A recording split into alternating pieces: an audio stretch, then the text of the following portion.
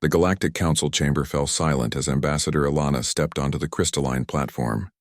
Around her, representatives from 47 species watched with barely concealed contempt. The Valdran High Commander, his chitinous armor gleaming under the station's lights, let out what passed for a laugh among his kind. "The myth speakers have arrived," he clicked, his translator rendering the words with dripping sarcasm.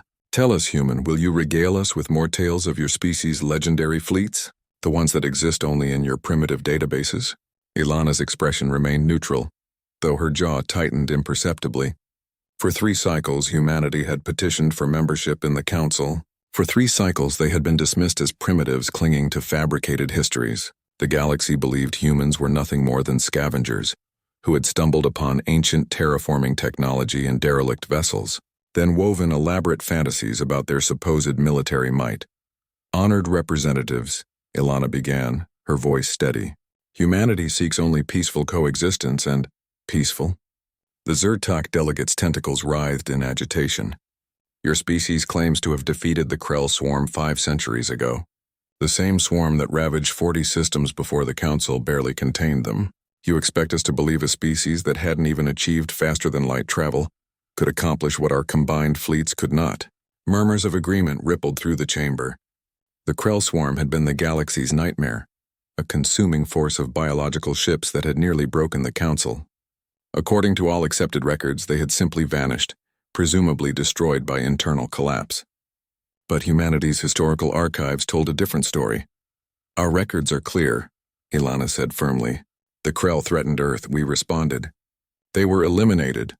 Then where is this mighty fleet?" challenged the Valdran commander. "Where are these legendary dreadnoughts? Your current vessels are barely capable of system defense. You possess perhaps 200 functional warships, hardly the force of galactic saviors. What the Council didn't know, what no one outside humanity's inner circles knew, was that they were right to be skeptical, almost right." Ilana touched her wrist console and her aide, James, stepped forward. His young face was grim as he handed her a data tablet. She had hoped it wouldn't come to this. For 3 cycles, humanity had tried diplomacy, tried patience, but the Valdran hierarchy had made their intentions clear. Humanity's rich worlds and strategic position were too valuable. Within the month, their fleets would move to annex human space.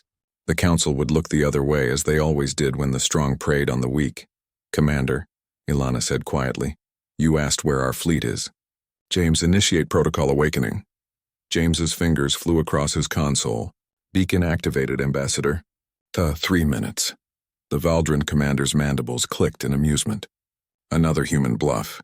This is the station's proximity alarms began screaming. Every display in the Council chamber suddenly shifted to external views.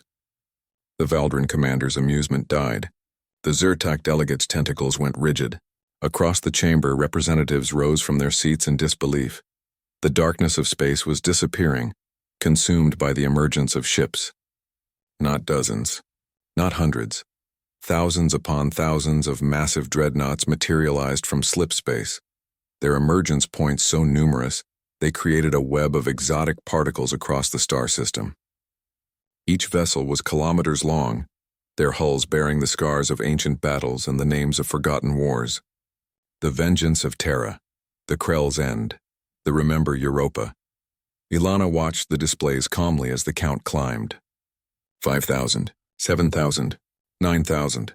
The dreadnoughts kept coming, each one taking up position with military precision, their weapon systems cold but ready.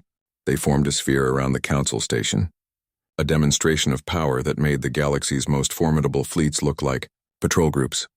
The final count appeared on screens throughout the chamber. 10-247 dreadnoughts. "Impossible," the Valdran commander whispered, his earlier bravado shattered. "The resources, the time required to build such a fleet."